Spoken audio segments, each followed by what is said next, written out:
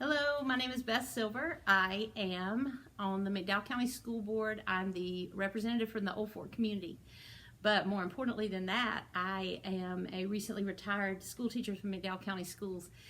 So excited that Miss Green asked me to come and read to you a fairy tale. I'm doing a fractured fairy tale called Bubba, the Cowboy Prince.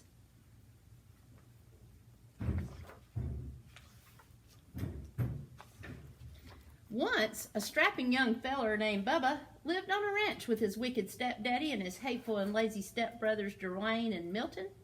Bubba's stepdaddy spoiled Dwayne and Milton no end, but Bubba worked from sun up to sundown doing the chores of 3 ranch hands.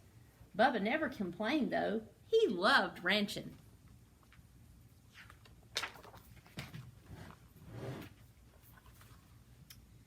Dwayne and Milton spent their days sitting on horseback, bossing Bubba around. "Get them doggies along there, Bubba," ordered Dwayne. "Yeah, and watch out for them cow patties," added Milton. "You know how Daddy hates for you to track up the house." Now, Miss Lurleen, who lived down the road a piece, was just the prettiest and richest gal in the county. She owned the biggest spread west of the Brazos, and she loved ranching too. But it was lonesome work, and after a while she decided it was time for some companionship. "I aim to find myself a feller," she said, "one who loves ranching just as much as I do, and it wouldn't hurt if it's as cute as a cow's ear either." Miss Lurleen decided to throw a ball. She sent invitations to all the ranchers in Texas. Soon, the day of the ball arrived. Milton and Dwayne spent all day getting all gussied up in their finest duds. Bubba ran himself ragged waiting on him. "Bubba," shouted Dwayne, "fetch my bolo tie." "Bubba," shouted Milton, "get my boots polished." "Bubba," shouted the wicked stepdaddy, "brush them horses and wash that wagon." By the time Dwayne and Milton and their wicked daddy were ready to go, Bubba was exhausted. Still, as they climbed into the wagon, Bubba said, "Can't you wait for me to get ready? I want to dance with Miss Lurleen too." Dwayne and Milton and their wicked daddy just hooted and hollered. "Why, you're sorrier than a steer in a stockyard," said Dwayne. "Can you imagine Miss Lurleen dancing with the likes of you?" said Milton. "Miss Lurleen wouldn't even wipe the dirt clods off her boots with that raggedy shirt of yours, and you smell more like the cattle than the cattle do." Bubba took a look at himself. It was true. He didn't have a decent shirt to wear. His boots were downright disgraceful, and he did smell a bit rough. Milton and Dwayne were right. Miss Lurleen wouldn't dance with the likes of him. Bubba hung his head. He felt lower than a rattlesnake in a gully.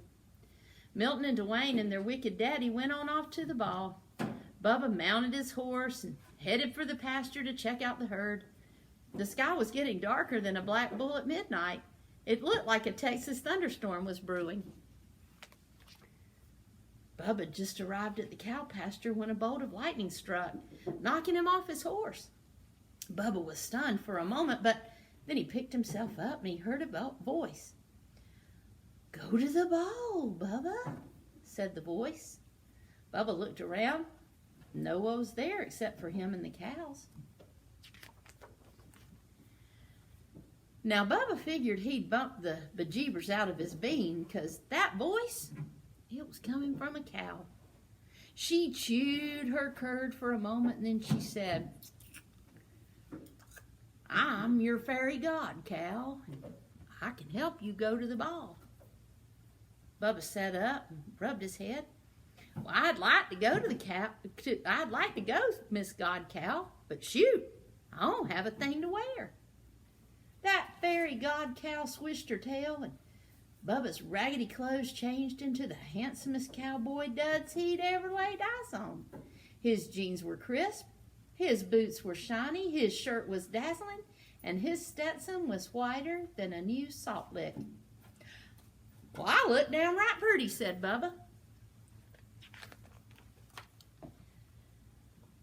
The fairy god cow swished her tail again, and A nearby steer turned into the most beautiful white stallion Bubba had ever seen. Now, you go on off to that ball, Bubba, and have a good time dancing with Miss Lurleen. But you best be home by midnight, 'cause that's when my magic runs out. Yahoo! Shouted Bubba as he jumped on the white horse and galloped off to the ball. When Bubba arrived, the hoedown was in full swing. But every time Miss Lurleen finished a dance, she yawned.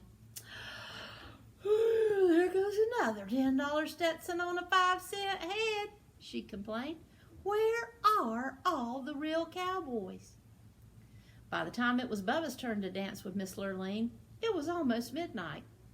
Soon she saw Bubba. Miss Lurleen's eyes lit up. Why, you're as cute as a cow's ear, she said. Bubba blushed and took Miss Lurleen in his arms and started dancing. Dwayne and Milton turned purple with jealousy. Who's that dude? Said Dwayne. I don't recollect seeing him before, but he does look a mite familiar, said Milton. Do something, said their wicked daddy. That cowboy's a winning Miss Lurleen's heart. As it turned out, Milton and Dwayne didn't have to do a thing, because Bubba and Miss Lurleen were in the middle of doing a do-si-do when the clock struck midnight. Suddenly, Bubba's fine duds turned into dirty rags that he wore around the ranch. He looked sorry and he smelled worse. Whew! What's that awful smell? Asked Milton. Why, it's Bubba! Shouted Dwayne. Bubba turned 14 shades of red, apologized to Miss Lurleen, and ran out of the room. Wait! She yelled, chasing after him. But Bubba didn't wait. He jumped onto his cow and lumbered off into the night, into the ruckus. He lost one of his dirty cowboy boots. Miss Lurleen clasped it in her arms. This is the boot of the real cowboy and the man I'm going to marry, and I aim to find him. Miss Lurleen went back inside, and though she asked everybody at the ball, no one knew who the mysterious cowboy was. No one except for Dwayne and Milton and their wicked daddy, that is, but they weren't talking. The next day, Miss Lurleen went from ranch to ranch looking for the cowboy who owned the boot.